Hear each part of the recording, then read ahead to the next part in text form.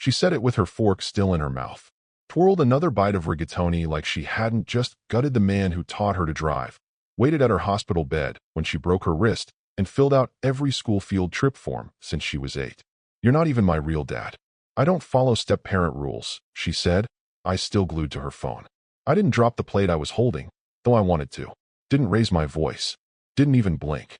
I just set the dish down, nodded once, and said, "Got it." My wife, her mother, froze mid-bite, like she wanted to say something but couldn't find words. That was the first silence. Not hers. Mine. To anyone else, it probably looked like just another teenage flare-up. Another bratty moment. A phase. But no, this wasn't a mood. This was a declaration. A formal boundary line drawn in the middle of my kitchen, between the man who paid the bills and the girl who just revoked his position in her world. I spent 8 years pretending biology didn't matter. Woke up at 3 a.m. when she had the flu. Built her science project from scratch when her partner bailed. Argued with orthodontists. Sat through music recitals.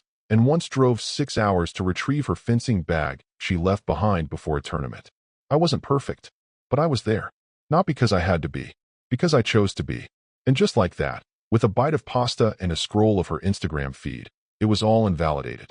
Let's be honest, this story won't be for everyone. Some will scoff. Some will say she's just a teen or grow a thicker skin. But if you're still here, chances are you get it. You know what it's like to pour into someone who keeps a lock on the door from the inside. And if that hits home, consider subscribing. Most people just listen without following, but it's that click that keeps our stories going and the team motivated to deliver more like this. After dinner, I cleared the plates in silence. She vanished upstairs. My wife lingered, doing that half-apologetic shuffle with the silverware, mumbling something about hormones and stress and social pressure. I didn't respond. I didn't argue. I didn't even sigh. I just rinsed the sink, wiped the counter, and went out to the garage. That's where the binder was. The one she never knew about. Not because I kept it secret, but because she never cared enough to ask. Inside were every receipt, every enrollment letter, every emailed confirmation for things she benefited from but never noticed.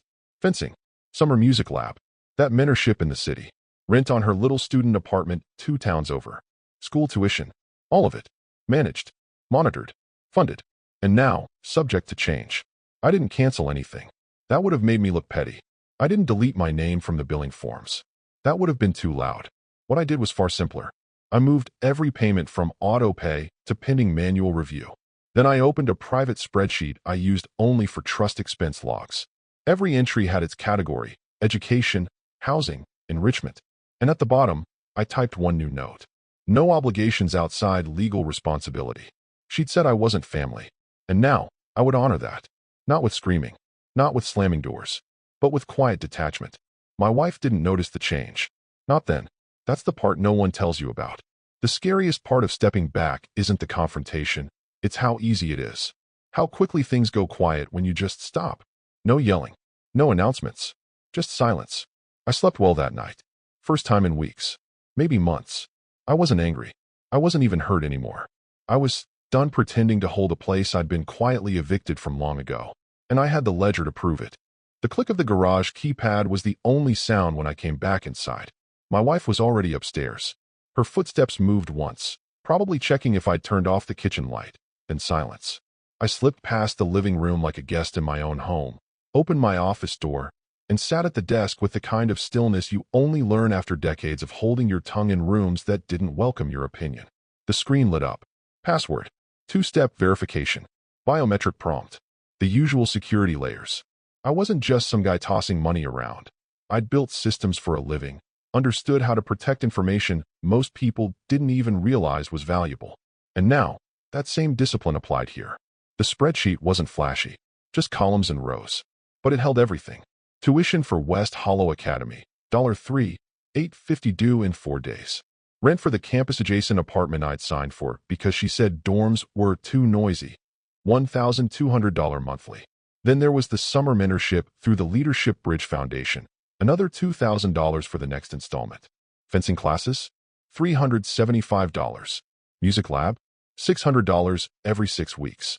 Rideshare passes, textbook rentals, health copay buffers. I stared at each line like I was seeing it for the first time. Not because I didn't remember, but because suddenly it all looked absurd. Every box I checked was invisible to the people it benefited. Invisible by design. I never wanted credit. I just wanted the family to function. And now? Now the system was too smooth. It was built for people who believed in continuity, trust, mutual effort. And the moment one side unplugged, the whole thing needed rebalancing. I didn't rage quit.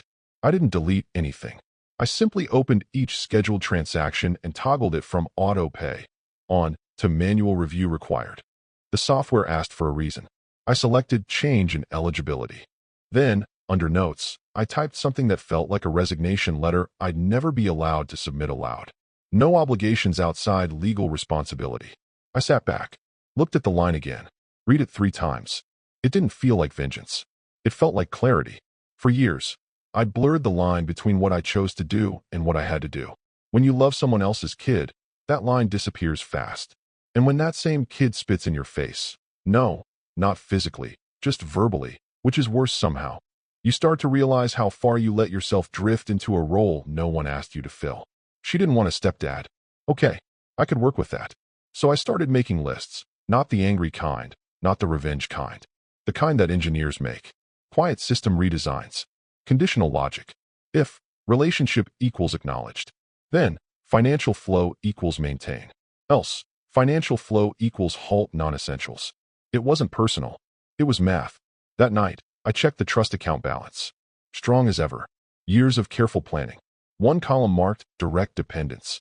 Another labeled discretionary. It used to feel good seeing her name under both. Now it felt like an error that needed correcting. There were folders in the file cabinet, hard copies of everything. I pulled one, labeled with her initials. A photo fell out, unintentional. It was from 3 years ago. She was beaming after her first regional fencing win. Mask under one arm, the other around my waist. I remembered that day. I remembered what she said right before the photo was taken. You're like my real dad, but cooler. And then I remembered tonight. I slid the photo back into the folder without a word and closed the drawer. From now on, the ledger would tell the truth. Not the emotions. Not the wishes. Just the numbers. And the numbers were no longer blind. It's almost impressive how easily people convince themselves peace has returned when it hasn't. My wife started humming again in the mornings, little coffee-sipping hums, like the soundtrack of a sitcom kitchen. She thought everything had passed, like a brief thunderstorm over a sturdy roof. No leaks, no mess. Just some emotional weather. It was just a teenage moment, she said one night while folding towels, like it was laundry we were discussing, not a complete dismissal of the man raising her daughter. You can't take it personally. I didn't argue. I didn't remind her that teenage moments don't usually come with budgetary consequences or long-term fallout. I didn't bring up how fast her daughter had gone from asking for help with chemistry to barely acknowledging my existence. I just nodded, took my towel, and walked out of the room like a man whose only job was drying his hands, not holding up half a household. That became my rhythm. Less talk, more nods. I still made dinner, still fixed the Wi-Fi, still restocked the fridge with the oat milk no one but her daughter drank. But I stopped filling the silence with suggestions or praise or effort. I became a quiet passenger in a house I used to pilot. She didn't notice the difference. Not yet. Her daughter certainly didn't. She walked through the house like a part-time tenant. One AirPod always in, one eye always rolling. I once heard her mutter, "God, he's always hovering," under her breath when I passed the hallway. I was carrying a vacuum for the mess she left. But okay, I got the memo. What they didn't see was what was happening behind the scenes. Not vengeance, not sabotage, just recalibration. I called the fencing instructor, told him we'd be pausing for a bit. He didn't ask why. I didn't explain. The mentorship program? I marked her spot as pending withdrawal. The administrator was polite, sympathetic, said, sometimes it's just not the right season for growth. I almost laughed. Not out loud, just in that bitter way you do when someone nails the truth without knowing it. At dinner, I let them talk. My wife chatted about a new project at work. Her daughter gave one-word answers about school, thumbs still flying on her phone. I passed the peas, nodded at the appropriate times, took a sip of water. That was my role now, the silent provider, the utility. See, my wife said after her daughter left the table. She's being civil again. I told you it would blow over. I smiled. A small, tired one. You were right. She kissed my cheek like it meant something and went upstairs. She didn't know I had already rescheduled the trust's quarterly review with my advisor. Moved it up. I'd be taking more direct control, removing certain authorizations, reviewing where the discretionary lines had blurred. Not cutting anyone off, just redefining terms. There was a weight in my chest, yes, but it wasn't anger anymore. It was closer to resignation. You don't hate the branch for snapping. You just stop putting your weight on it. They'd built a version of me that was useful when it suited them. A wallet, a chauffeur, a tutor, a ghost in the machine. But a real father? That title had an expiration date I was never informed of. And now that I was past it, they assumed I'd just stay plugged in, funding their lives with no seat at the table. So I let them think that. Let my wife believe her little moment theory held water. Let the girl believe her snide line had vanished into the air like smoke. But what she didn't understand, what neither of them understood, was that I wasn't waiting for an apology. I was letting the system reach its logical end. Quietly, precisely, like a man watching dominoes fall in slow motion. Once he didn't push, but simply stopped holding up. Exactly 32 days later, the scaffolding cracked. Not in some theatrical explosion, no. Just small fractures that appeared simultaneously. Each one silent, mechanical, merciless. The first call came at 8:14 a.m., just as I was finishing my coffee. It was from West Hollow's bursar office, though I didn't pick up. I let it roll to voicemail, and seconds later their message popped up in my inbox. Mr. Carson, we're following up regarding the failed tuition payment for Madison. As of this morning, her enrollment status is at risk.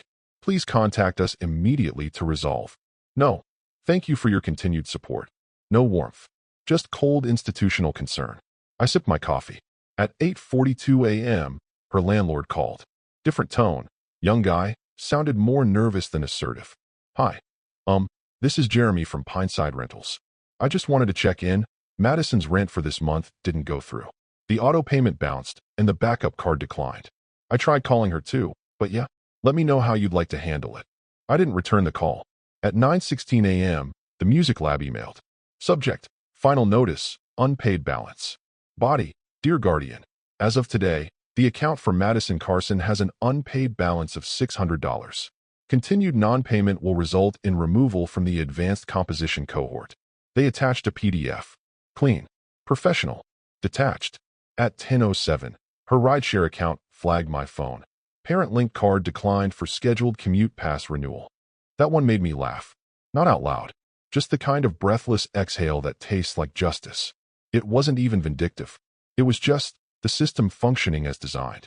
At 10:31, my phone rang again. Her number this time. The screen lit up, Maddie's cell. I watched it until it stopped ringing. A few minutes later, another call, my wife. I didn't answer hers either. Then the texts began. Maddie, hey. Maddie, I think something's wrong. The tuition? Maddie, did the school call you? Maddie, hello? Then silence. Then, Maddie, okay. What's going on, but like, the apartment PPL are saying I didn't pay? Maddie, are we hacked or something? Maddie, can you please call me? Can you please call me? She hadn't said a single civil thing to me in weeks. Not one sentence that didn't involve condescension or complaint. But now that the safety net was unraveling, now I was useful again. I turned my phone face down. I wasn't being cruel. I was being consistent. I had simply stopped participating in a fiction where I was needed only for logistics, not existence. Later that day, my wife called again. Voicemail this time. Her voice was tight, like she was trying not to sound alarmed. Hey, can you call me when you get a second?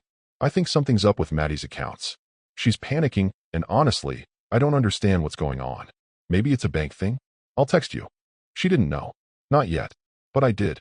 I had watched this machine operate for years, quietly feeding money into a structure that no one bothered to acknowledge until it stopped working.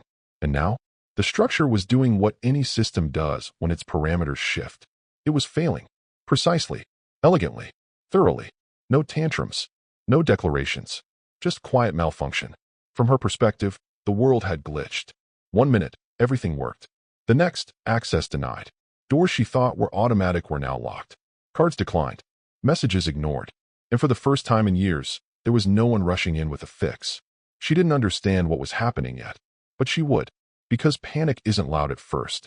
It starts with questions. Then doubt.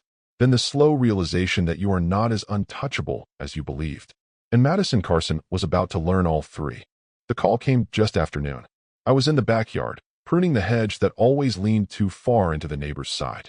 Gloves on, clippers in hand. The sun sharp and quiet, like the kind of day you'd never associate with confrontation. My phone buzzed in my pocket. I checked the screen. Karen Sell. I answered. Hey. Her voice was already tight. Too upbeat. Too performative. Hi. Okay, so, I'm at the school. She gave a shaky laugh, the kind you use when you want to believe everything's fixable. They said Maddie's tuition didn't go through. Not just late. Like, totally declined. And then the landlord called. And the music program sent something weird. Are we in trouble? Did something happen with the bank? I mean, are we okay? I let her finish. Let her stack her panic like a house of cards. Then I said, calmly, no trouble at all. Everything's fine. Silence. Then I added, like I was explaining a recipe. She told me I wasn't family. And I've respected that. Another silence. This one thicker. What? She said I'm not her dad. That I don't get a say. So, I've stopped participating where I'm not welcome. She's 16, Karen hissed, now officially panicking. You're seriously doing this because of one bratty comment. Doing what? I asked. Punishing her. I took off my glove. Wiped a bit of sweat from my temple. No. I'm honoring her boundaries. You're being ridiculous, she snapped. And you're being reactive, I said flat. She wanted a separation. I've just clarified what that means. She's a kid. She's old enough to apply for grants, hold a debit card, operate her own social media empire, and tell me I'm not her father. But not old enough to understand what that means. Karen's voice dropped to a whisper, like she didn't want someone in the parking lot to hear her unravel. This is extreme. You can't just pull everything. She needs that mentorship, that housing. You know how hard she's worked. I cut her off. And none of that was revoked. It was paused. Conditional on our relationship. I haven't shut anything down. I've just stopped assuming I have a role. She went quiet again. And that silence? That was the moment she realized this wasn't a tantrum. This wasn't sulking. This wasn't a man in a midlife identity spiral making dramatic gestures. This was infrastructure collapse. One built quietly, sustained dutifully, and withdrawn without warning. Because she never asked who was holding it up in the first place. Karen, I said after a beat. I didn't ask for credit. I didn't demand gratitude. I gave her a life she didn't have to think about. And the moment she decided I was just an accessory, well, accessories can be removed. I could hear her breathing. That short, fluttery panic that happens when someone realizes they've been living inside someone else's stability without understanding its source. You can't mean this. I do. She's your daughter. No, she's your daughter.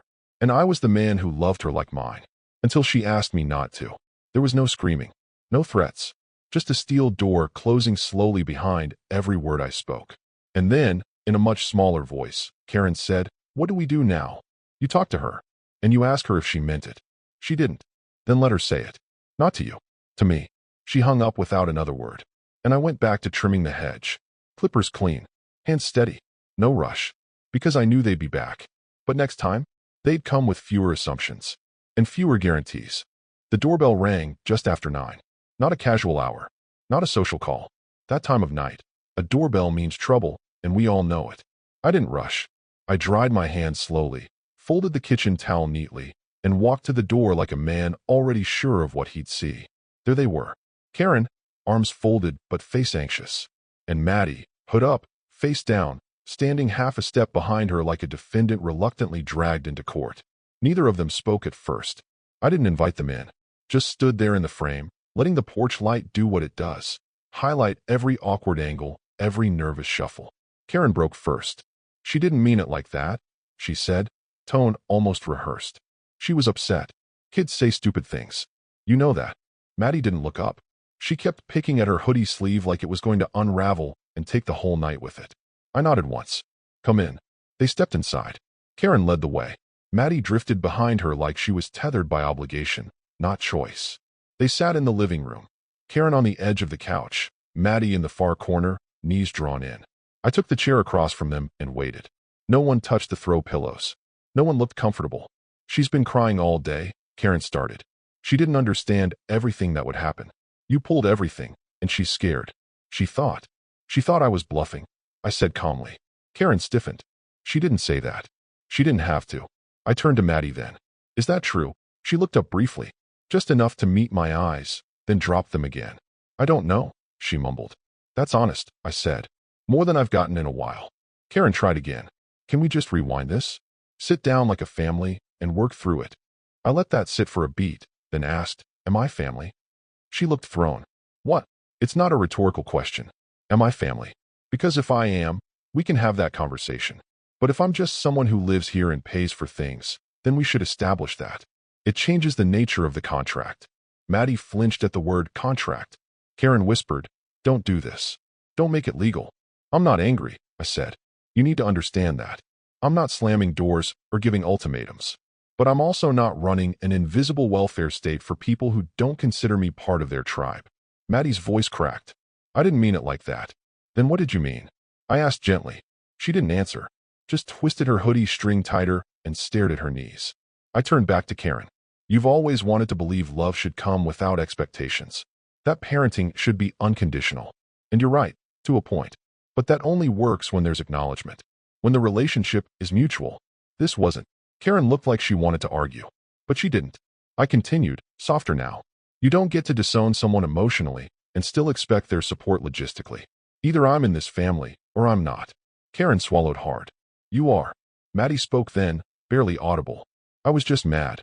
I didn't think you'd." "Do what?" I finished for her. "Actually stop," she whispered. I exhaled, not in frustration, just tired clarity. "That's the problem," I said. "You didn't think." Silence again. Heavy. Thick. Karen reached for Maddie's hand, but Maddie pulled it away, embarrassed. She wasn't ready to share that vulnerability yet. Not in front of me. Maybe not at all. "I didn't come to shame either of you," I said. "I just finally took your words seriously." I stood up. Karen followed suit, desperate. "So what now?" "I'll continue what I'm legally obligated to," I said. "But anything beyond that, it's a two-way street. And right now it's blocked." I walked them to the door. No hugs. No dramatic farewells. Just a quiet click as it shut behind them. In the distance, I heard their car door slam. In the silence that followed, I felt something strange. Not anger. Not sadness. Relief. Because for the first time in a long time, I wasn't pretending anymore. There's something uniquely hollow about an apology that ends in a request. Like someone handing you a glass of water while asking you to carry their suitcase. You can't tell if the kindness is the point or just the currency. The next morning, just before 7, I heard the soft shhfd of paper sliding under my office door. I didn't get up right away. I knew exactly what it was. I waited. Let the silence linger. No footsteps retreating down the hall. Just the note sitting on the floor like it came from a ghost. Eventually, I got up, walked over, and picked it up. She had used the notepad from the kitchen, the one with the cartoon dog in a chef's hat. The ink was smudged, like she'd pressed too hard or written too fast. I was mad. I didn't mean it. "I'm sorry." Clean. Efficient. No embellishment. But then, "Can you fix the payments?" I stared at that last line longer than the rest. It sat there like a loose thread tugging the whole thing apart. Not, "I understand now." Not, "I want to talk." Not, "What can I do to repair this?" Just, "Can you fix it?" I sat down, pulled a blank sheet of paper from the printer tray, and wrote one word in the center with the same pen. "No." I folded it cleanly and slid it back under the door of her room without a word. No knock. No hesitation. Just return to sender. There was no explosion. No dramatic hallway confrontation. Just silence. I imagined she read it while still in bed. Maybe she expected more. Maybe she thought there'd be a lecture or a lesson. Instead, she got an answer. One word. A boundary reinforced in black ink. Later that morning, I heard her in the kitchen, shuffling things around, being louder than usual, like sound could fill the new vacuum in her world. She poured coffee she wouldn't drink. Slammed the fridge a little harder. Opened cabinets without taking anything. Karen had already left for work, her version of fixing things being distance and hoping it sorted itself out by dinner time. At exactly 10:11 a.m., I got an email from the Fencing Academy. Subject: Withdrawal confirmed, Madison Carson. Body: Thank you for notifying us. We've processed the withdrawal and will release her spot to the next student on the list. Please let us know if you'd like to resume in the future. It was done. Another thread snipped. She didn't knock on my door again that day. Didn't try another note. But I could feel it. Something in her was shifting. Not toward rebellion. Not yet remorse either. Something in between. A slow realization that the safety net wasn't elastic. That not all bridges were built to hold infinite weight. Around noon, I passed by her room on my way to the mailbox. The door was open just a crack. Inside, I saw her sitting at her desk, headphones in, laptop open, but her eyes weren't on the screen. They were fixed on the wall in front of her, wide and blank. She looked like someone watching the replay of their own mistake, frame by frame, unable to stop it. I said nothing, just walked past, because I knew something she didn't yet. There is a kind of apology that restores trust. And there is the other kind, the one that's just noise around a favor. And once you've spent years giving without asking, without counting, without expecting anything back, when that favor finally is asked, it better come clean. Otherwise, sorry is just a sales pitch. And I wasn't buying. By Wednesday, the note under the door was yesterday's news. No follow-up. No second attempt. No sudden tearful confession or TV-style "let's talk" moment. Just avoidance, the usual headphone shell, and one-word answers at dinner. If there was any shock left in her, it had settled into a quiet dread, a kind of slow-sinking understanding. This wasn't a stunt. That morning, I called Marcus. Marcus is the trust manager I've worked with for years, longer than I've even known Karen. We met back when I sold the analytics firm and needed to turn volatility into long-term security. He's calm, precise, and has a better sense of emotional boundaries than most therapists. "Hey, Jack," he answered. "Got your message. Everything all right?" I didn't say much. Just, "We need to revise the disbursement permissions." There was a pause. Not hesitation, just processing. "All right," he said. "Walk me through it." We went line by line. Every item flagged as discretionary. Every payout to programs, clubs, services. The housing stipend for the student apartment. The card authorization for transportation. Education-related extras that weren't legally mandated. Everything that made her teenage world feel comfortably padded. "All discretionary payments," I said, "are to be halted unless there's a legal obligation, medical, judicial, insurance coverage. She'll get birthday gifts. She'll have access to coverage. But beyond that, pause everything." He didn't ask why. "That's why I keep Marcus. It'll take about 2 business days to process fully," he said. "Some billing cycles are midstream."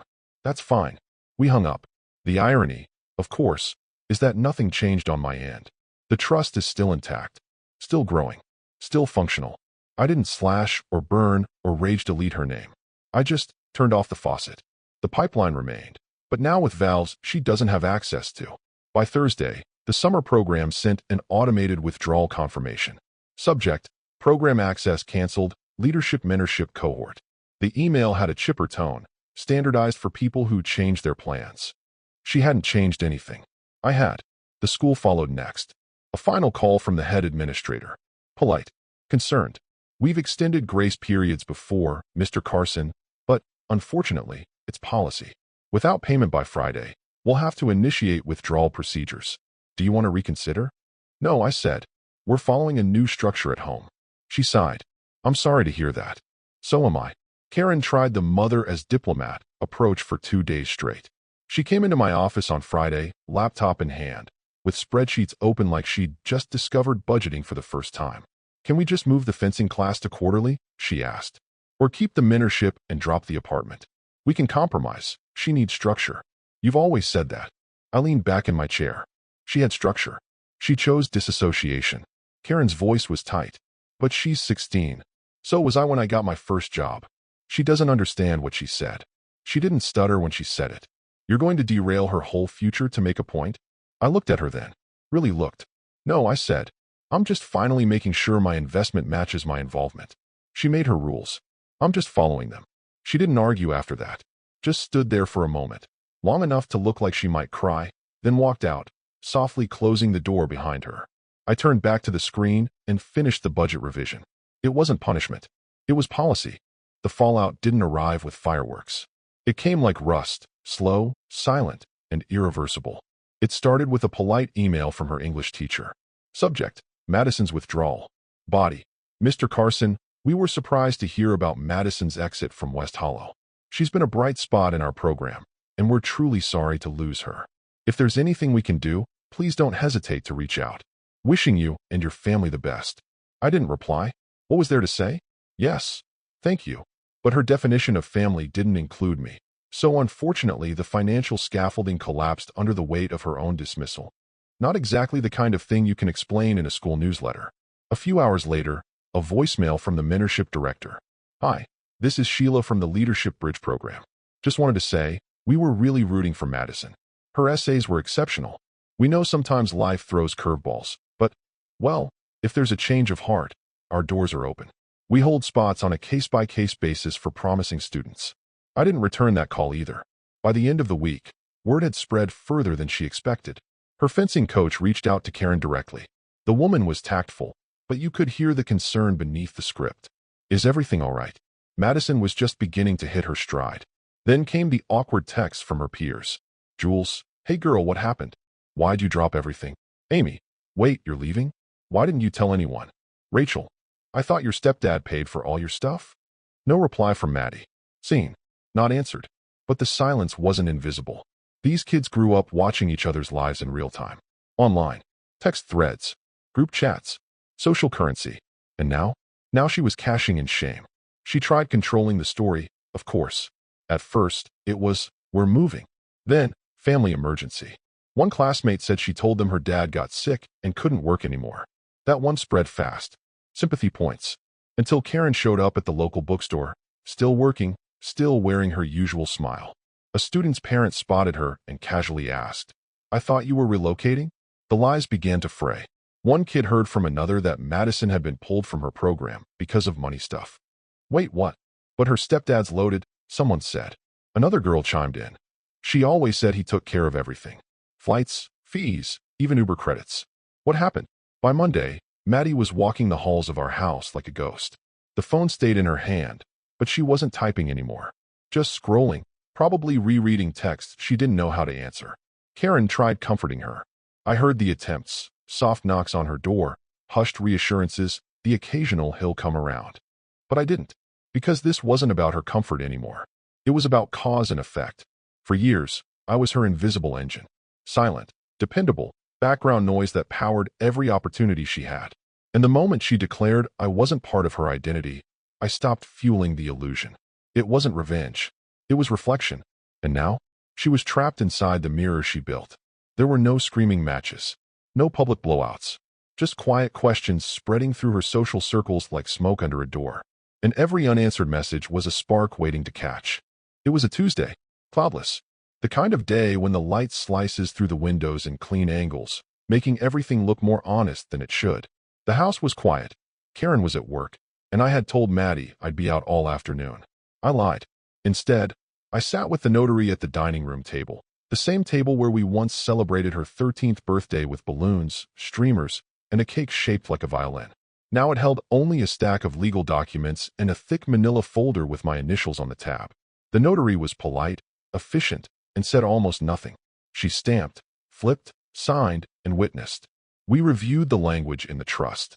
Clauses that had once specified discretionary support for family members living in the household were now amended to redirect that future allocation.